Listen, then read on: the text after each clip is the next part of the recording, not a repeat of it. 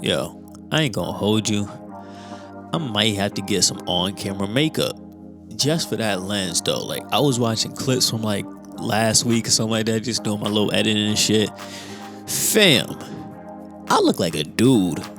Like all these bumps and anything. I don't know. Either way, welcome back to the Stro Show, episode 9. We on time. Get some rhymes in there, you know. I'm your host, Stro Styles. Here we are again. And yeah, see, I'm trying to get that all right, your intro right, you know, so everything you gotta say in the beginning. Probably the end too. That would follow up with people. But either way, make sure you like, comment, subscribe, all that YouTube shit they tell us to say. But really I kinda want you to engage in the comments if you come through. So just drop whatever you feel in the comments, really. Just show me you there. That's fun. But episode 9, and here we are. So I think I'm gonna start kind of like last week with a story. Story that I didn't know how all this was originally gonna go, and I was watching a piece that my dad did earlier, so I kind of figured out a little more. 2020, right now, that year. 10 years ago, 2010, my grandmother passed. And I remember that day, all the moments. But the point of that is I'll tell you the end and the beginning. I want to talk about strength. Because I remember that day, but even more specifically, that's when I began to learn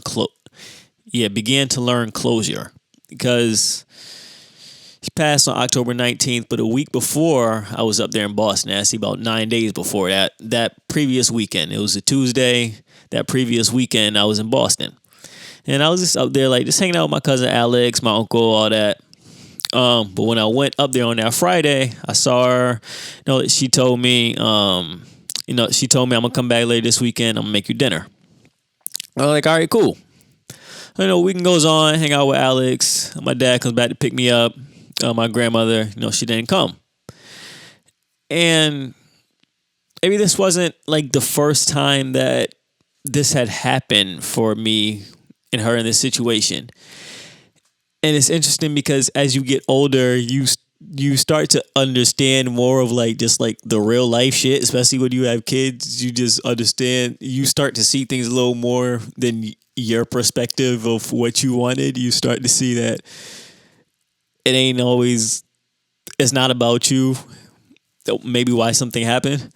So, but this wasn't the first time. And my dad was bringing me home. We're on our way back to Springfield. We're almost out of the city. And I just start crying. Because, you're a little older now, so you're feeling things and you're feeling it. And I was a little let down in that moment. So I just let it out. And my dad saw me crying. He called my grandmother. We beelined it back to her apartment, and she came downstairs, her and my cousin Jasmine, and we sitting there talking. And that conversation, it's like I've gotten more from her afterwards than I got while she was here. Maybe that's because when somebody's gone, you're dissecting what they gave you so much. But in that conversation, I was crying. I told her what I felt and everything. And what stuck with me then in that moment the most, anything she told me, man up. She told me, stop crying. She comforted me, consoled me, everything that she was supposed to do. But her other thing that she was supposed to do in that moment was tell me to man up, stop crying. And I would take that with me after that moment, and just to close that portion of it, before she passed, I got to have an amazing, fulfilling conversation with her. And that's nothing short of who she was, because many conversations with her were amazing, fulfilling, different conversations that I would have with anybody. Honestly, most similar to the conversation I had with my dad, because, well, he's her son. So it was just, you feel like you can just talk. It didn't matter who you were talking to. I remember having those conversations with her like 8 years old, and I would just randomly pick up the phone when she's calling to talk to my mom. And we would just end up talking for an hour. You could just talk with her. And that piece that she said of man up, I would take that with me. I remember being in my apartment in college one day, just going through life, really going through life at that point, because things happen. I'm just in my apartment crying. At this point, I'm looking at her picture. You know, I have her picture that I keep close to me. Keep my grandfather right here. Keep her picture close by. Keep them with me. And I'm talking to her like I'm talking to picture like she's here. I'm talking to her. And in that moment, I started to get it a little more. I can. That's that thing about when people pass. You start to realize or at least you start to put together in your head from when they know of them what they would have told you, and that goes to maybe God of how they're speaking to you and everything. So it was like she was speaking to me, and she was telling, and I understood a little more of the man up thing. It was like, because I was balling more than I was when we came to Boston. I mean, I was breaking down. And it was like it more of made sense to me of cry here, but out there you have to man up. As unfair as that sounds, this is your space. Because even then, when she told me man up, stop crying, I still felt like I could cry because of that space that she was creating. So she was telling me something, not necessarily for that moment, but for when I leave that moment. When I'm here and confined in this space, you can let it out, baby. You can let it out. But I also want to teach you those lessons of when I'm not here, you got to be strong. You gotta man up. And that's when I started to understand that a little more, and just the strength, when you pull that strength, it's like the superhero at the end of the movie when the whole building's about to fall on him. He probably done beat the bad guy already. He's just he fixing up the residual or whatever. It's all falling on him. It looks like he's about to crush. Looks like it's crushed him. Then he just break through. That's that strength. Not the regular strength, but you got that extra strength. Because usually what happens after that, he breaks through, he saves the day, and pass the fuck out. Because you going to break eventually. But you got to break after this job is done. And she taught me that. She gave me that. What she still gives me is amazing. I think of everything else that she could still be giving me. But that's what she gave to me, what she gave to my dad, my cousins, and what she gave to the message that my dad gave today that kind of inspired this piece, inspired where I was going to go with it, because I was going to go with some bullshit. And, not necessarily bullshit, but just like, the fun shit. That keep it lighthearted, because that's what I want to do sometimes when I come in here, just keep it fun. Really the point of doing this, also because I love it, but also was for me to give that added connection of just showing my personality, showing who I am. So I wanted to make you laugh, because I think I can make people laugh, but when you're by yourself and doing it on your own, it's kind of hard to tell if you're making people laugh and making jokes, whatever. And more importantly than that, on episode 9 even, I figure out more of what this is, like I say, almost every episode. And it's not always about telling a joke and trying to come here and be funny. That's what I've seen from a couple things this week. But like I said before, one of the things that kind of gauged my direction of where I was going to go with this episode is watching my dad with his Bible study that he did earlier today.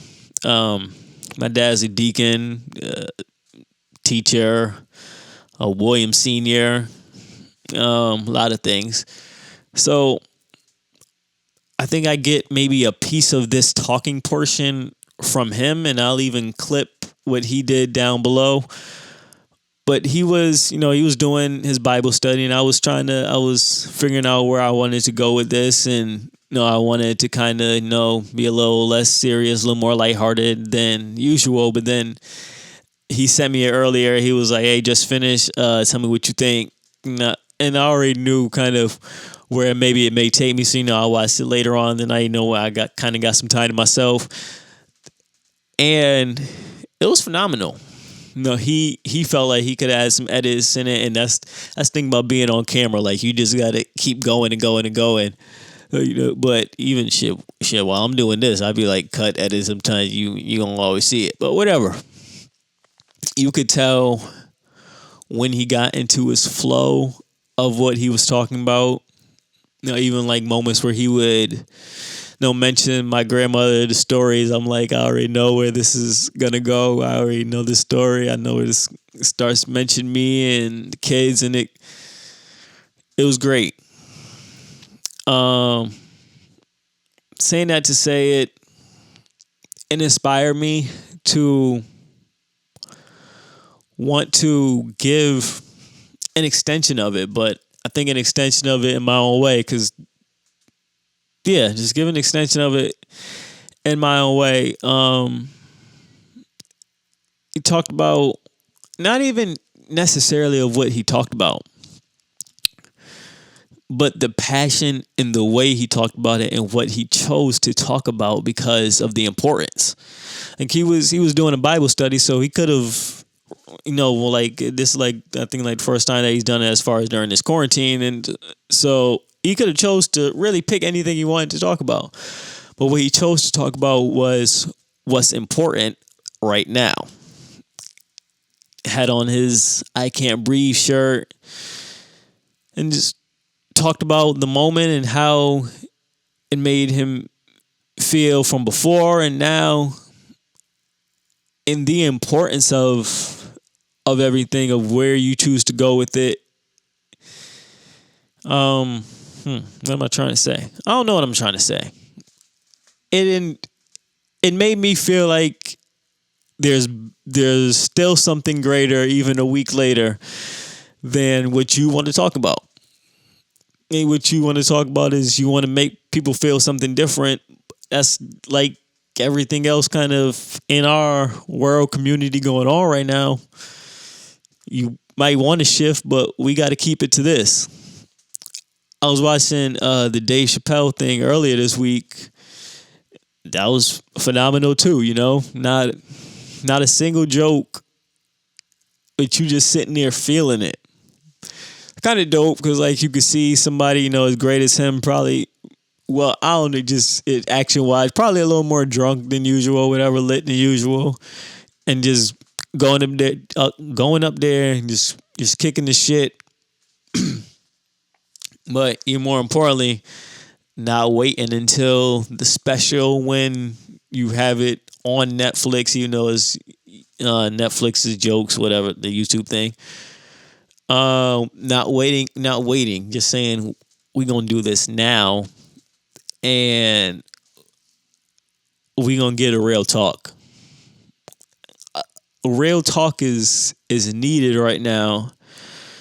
It's needed because the younger people want to be involved with the real talk.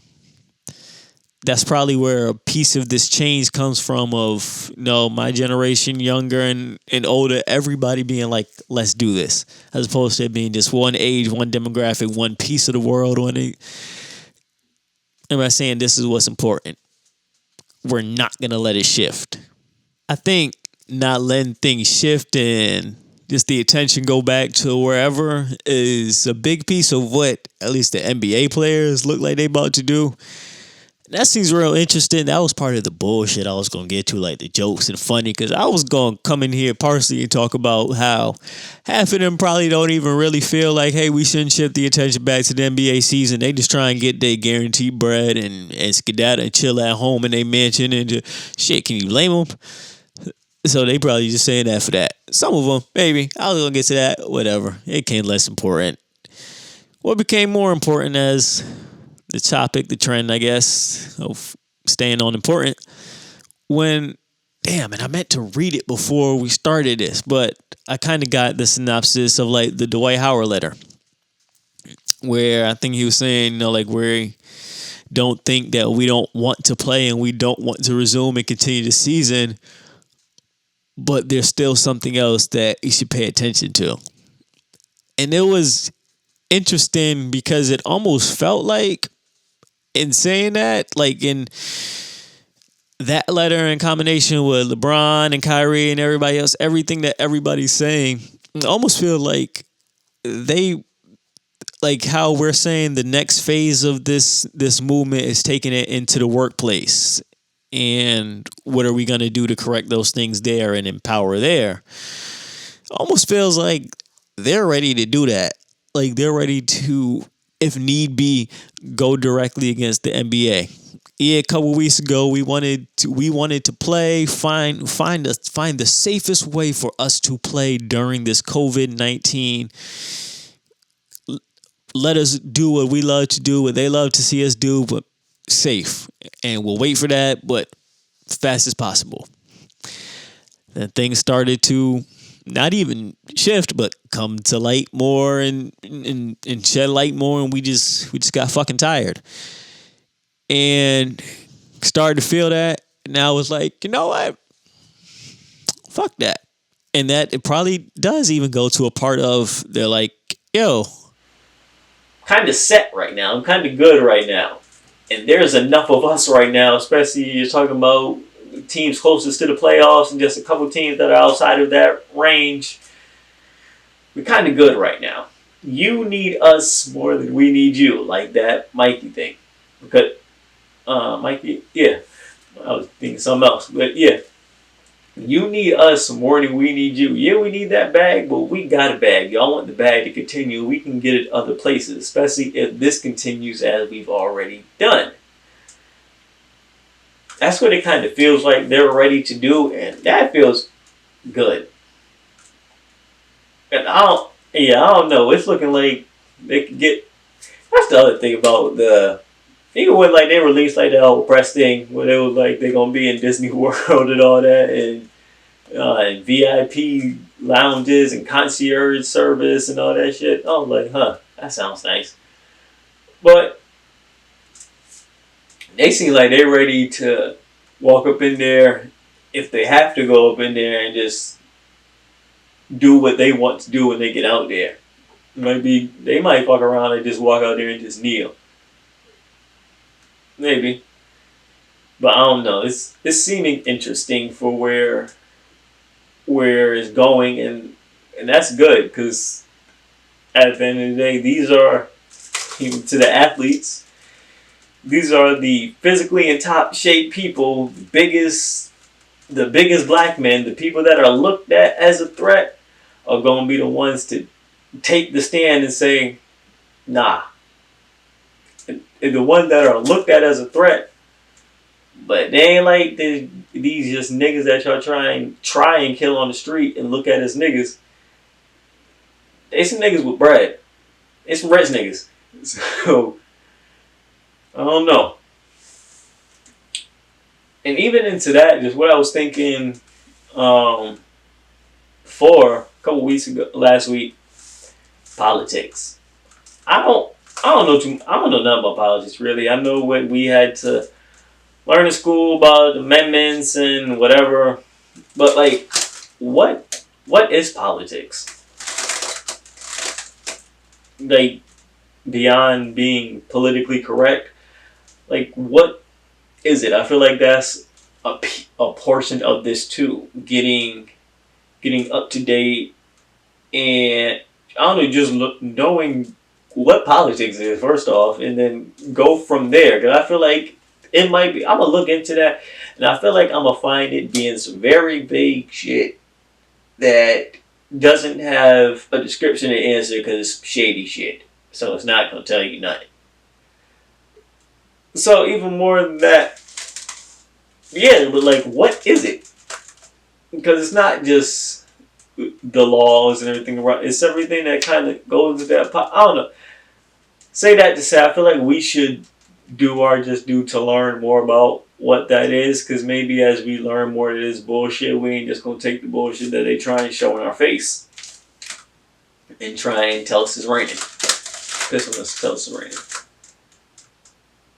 I don't know. I'm hungry.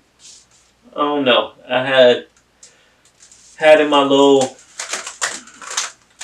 phone over here, my list of things that I could get to this week.